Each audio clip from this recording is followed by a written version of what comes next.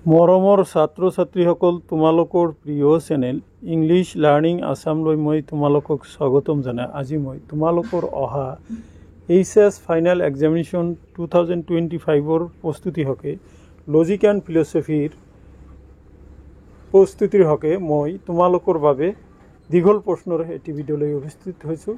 এই দীঘল প্ৰশ্নৰ পৰা তোমালোকে অহা পৰীক্ষাত মিনিমাম 15 নম্বৰ তোমালোকে পৰীক্ষাত কমন পাবা। আশা কৰিছোঁ দীঘল প্ৰশ্নৰ ভিডিঅ'টিয়ে তোমালোকক সহায় কৰিব। প্ৰথম প্ৰশ্নটি লোৱা হৈছে নিগমন আৰু আগমনৰ মাজত থকা দুটা পাৰ্থক্য উল্লেখ কৰা। ইয়াতে দুটাৰ জায়গাত মই চাৰিটা, যেহেতু দীঘল প্ৰশ্ন 4 বা 6 মূল্যাংকৰ প্ৰশ্ন তোমালোকৰ পৰীক্ষাত আহিব পাৰে। দেখা খুব দৰকাৰী প্ৰশ্ন, কিমান প্ৰায় পৰীক্ষাতে আহিছে 12, 13, 15, 17, 19 এণ্ড 2023 কুৱেশ্যনটো পৰীক্ষাত আহিছে, গতিকে তোমালোকৰ কাৰণেও খুব দৰকাৰী। এতিয়া আনচাৰ লৈ আহা। নিগমন আৰু আগমনৰ মাজত থকা পাৰ্থক্যবোৰ হ'ল তোমালোকে চোৱা। নম্বৰ 1, নিগমন অনুমানত সিদ্ধান্তত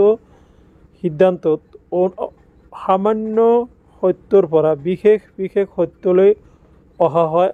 আগমন অনুমানত বিশেষ দৃষ্টান্তৰ পৰা সামান্য সত্যৰ সিদ্ধান্তলৈ অহা হয়। এতিয়া 2 নম্বৰটো চোৱা। 2 নম্বৰত কোৱা হৈছে যে নিগমন অনুমানৰ সিদ্ধান্ত আশ্ৰয় বাক্যতকৈ কেতিয়াও বেছি ব্যাপক হ'ব নোৱাৰে, আনহাতে আগমন অনুমানত সিদ্ধান্ত আশ্ৰয় বাক্যতকৈ বেছি ব্যাপক হ'ব। তাৰপিছত নিগমন অনুমানৰ আশ্ৰয় বাক্যবোৰ সত্য বুলি ধৰি লোৱা হয়, কিন্তু আগমন অনুমানৰ আশ্ৰয় বাক্যবোৰ বস্তুগত সত্যতা থাকে। তাৰপিছত 4 নম্বৰ দিছে নিগমন আগমনৰ মন আকাৰগত সত্যতাৰ লগত জড়িত, কিন্তু আগমন অনুমান আকাৰগত আৰু বস্তুগত উভয় প্ৰকাৰ সত্যতাৰ লগত জড়িত। গতিকে এইটো আছিলে প্ৰশ্নটোৰ সমাধান।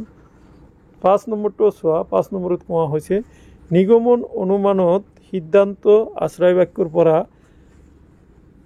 অনিবাৰ্যভাৱে নিঃসৃত হয়, আনহাতে আগমন অনুমানত সিদ্ধান্তটো আশ্ৰয় বাক্যৰ পৰা অনিবাৰ্যভাৱে নিঃসৃত নহয়। উদাহৰণস্বৰূপে দেখা 1 নম্বৰ নিগমন অনুমান হ'ল কিছুমান মানুহ হয় জ্ঞানী, কিছুমান জ্ঞানী হয় মানুহ।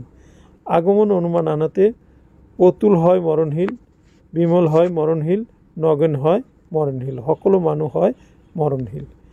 তো এতিয়া মই তোমালোকৰ আগত আৰু এটা দীঘল প্ৰশ্ন লৈ আহিছোঁ যে বৈজ্ঞানিক আগমন আৰু অবৈজ্ঞানিক আগমনৰ মাজত থকা যিকোনো 4টা সাদৃশ্য লিখে। ইয়াতে সাদৃশ্য কৈছে, তোমালোকে যিহেতু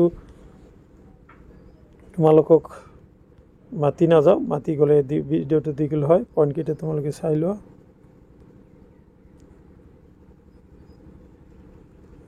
অ'কে, তাৰপিছত হ'ল সাদৃশ্যমূলক অনুমানৰ যিকোনো দুটা বৈশিষ্ট্য উল্লেখ কৰা। ইয়াতে দুটা বুলি কৈছে, কিন্তু দিয়া হৈছে 5টা যিকেইটা আছে। সাদৃশ্য অনুমানৰ বৈশিষ্ট্যবোৰ হ'ল সাদৃশ্য অনুমান এক প্ৰকাৰৰ অসম্পূৰ্ণ অনুমান। সাদৃশ্য অনুমান দুটা বস্তু বা দৃষ্টান্তৰ মাজত কিছুমান গুণ বা বিষয়ৰ সাদৃশ্যৰ ওপৰত প্ৰতিষ্ঠিত অনুমান, গতিকে এই সাদৃশ্যও অসম্পূৰ্ণ সাদৃশ্য অনুমান কাৰ্যকৰণ সম্বন্ধৰ ওপৰত প্ৰতিষ্ঠিত নহয়, সেইকাৰণে ইয়াৰ সিদ্ধান্ত সম্ভাৱনামূলক নিশ্চিত নহয়। 4, সাদৃশ্য অনুমানতো আগমনৰ মূল লক্ষণ আগমনাত্মক জাপ আছে। বৈজ্ঞানিক আৰু অবৈজ্ঞানিক আগমনৰ মাজত থকা দুটা পাৰ্থক্য দেখা। পাৰ্থক্যবোৰ দেখা।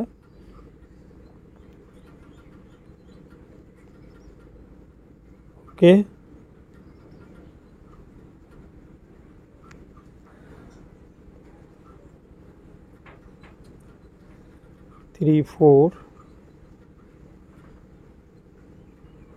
এতিয়া সাদৃশ্য অনুমানৰ মূল্য নিৰ্ণয় কৰিবলৈ উল্লেখ কৰা যিকোনো দুটা নিয়ম উল্লেখ কৰা গ্ৰহণ কৰা। এইটো প্ৰশ্নটো আকৌ মাতি দিছোঁ।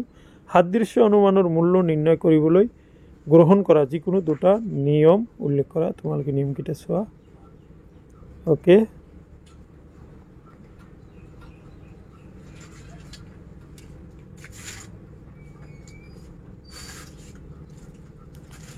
এতিয়া অবৈজ্ঞানিক আগমনৰ যিকোনো 4টা বৈশিষ্ট্য লিখা। দেখা অবৈজ্ঞানিক আগমনৰ যিকোনো 4টা বৈশিষ্ট্য হ'ল নাম্বাৰ 1 অবৈজ্ঞানিক আগমনে সিদ্ধান্ত হিসেবে এটা যথাৰ্থ সামান্য বচন প্ৰতিষ্ঠা কৰে। 2 অবৈজ্ঞানিক আগমনে এই সামান্য বচনটো বিশেষ বহুতো দৃষ্টান্তৰ পৰ্যবেক্ষণৰ ওপৰত নিৰ্ভৰ কৰি প্ৰতিষ্ঠা কৰে। অবৈজ্ঞানিক আগমনে সিদ্ধান্ত পৰ্যবেক্ষণৰ ওপৰত নিৰ্ভৰশীল হ'লে কেৱল পৰ্যবেক্ষণৰ জৰিয়তে সিদ্ধান্ত সামান্য বচন প্ৰতিষ্ঠা কৰিব নোৱাৰে।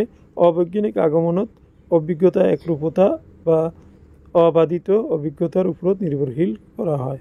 তাৰপিছত 5 নম্বৰ অবৈজ্ঞানিক আগমনত পৰ্যবেক্ষণৰ দ্বাৰা পোৱা ঘটনা বা দৃষ্টান্তবোৰৰ মাজত কাৰ্যকৰণ সম্বন্ধ নিৰ্ণয় কৰাৰ চেষ্টা কৰা নহয়। 6 অবৈজ্ঞানিক আগমন সিদ্ধান্ত সকলো সময়তেই অনিশ্চিত স্বভাৱৰ বা সম্ভাৱনামূলক। তাৰপিছৰ প্ৰশ্নটো হ'ল বৈজ্ঞানিক আগমন কাক বোলে? বৈজ্ঞানিক আগমনৰ বৈশিষ্ট্যসমূহ উল্লেখ কৰা। দেখা তোমালোকে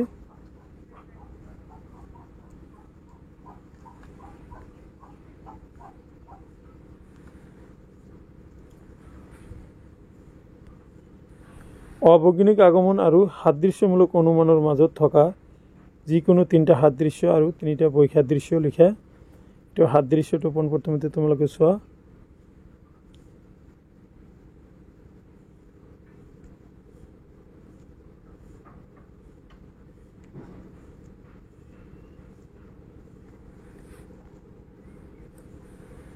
দেখা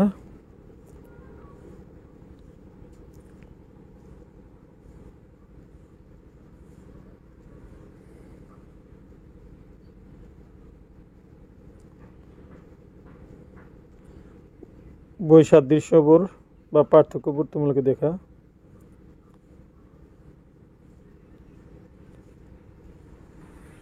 এতিয়া নেক্সট প্ৰশ্নটো লৈ আহিছোঁ সুসাদৃশ্য অনুমান আৰু কুসাদৃশ্য অনুমানৰ মাজত থকা পাৰ্থক্যবোৰ লিখা। পোনপ্ৰথমতে মই কাক বোলেটো লিখিছোঁ। সুসাদৃশ্য অনুমানৰ সংজ্ঞাখিনি আগতে দিয়া হৈছে আৰু কুসাদৃশ্য অনুমানৰো সংজ্ঞা পিছত দিয়া হৈছে। দেখা ওকে।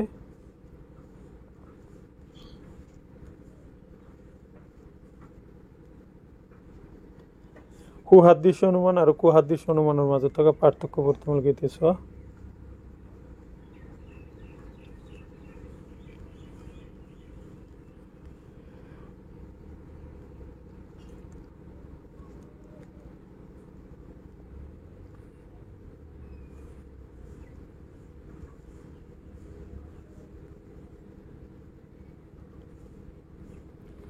এতিয়া সুসাদৃশ্য অনুমান আৰু বৈজ্ঞানিক অনুমানৰ মাজত থকা 2টা সাদৃশ্য আৰু 2টা বৈসাদৃশ্য লিখা।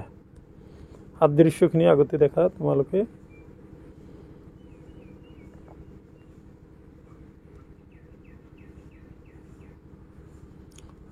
বৈসাদৃশ্য দেখা।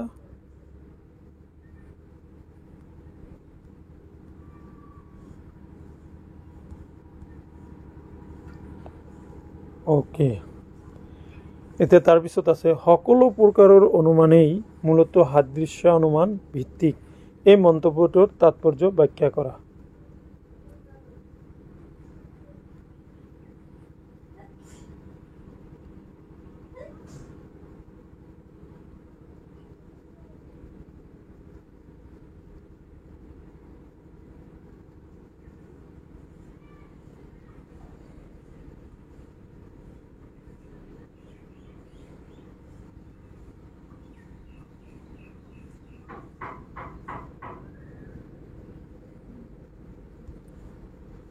ওকে।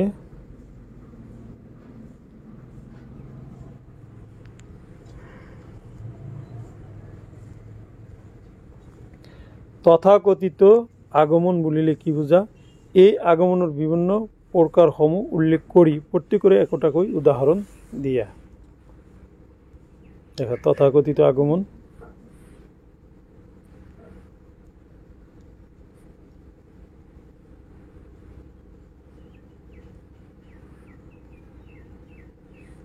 তথাকথিত আগমন 3 প্ৰকাৰৰ: পূৰ্ণ আগমন বা পূৰ্ণ গণনা ভিত্তিক আগমন আৰু যুক্তি সাদৃশ্য অনুমান বা সাদৃশ্য যুক্তি ভিত্তিক অনুমান আৰু ঘটনা সংযোজন বা সামান্য ভিত্তিক কৰণ সামান্যীকৰণ চ' মাই ডিয়াৰ ষ্টুডেণ্টছ এইখিনি আছিলে আজিৰ এই ভিডিঅ'ৰ বিষয়বস্তু আশা কৰিছোঁ আজিৰ এই ভিডিঅ'ৰ বিষয়বস্তুখিনিয়ে তোমালোকক অহা পৰীক্ষাত সহায় কৰিব থেংক ইউ ছ' মাছ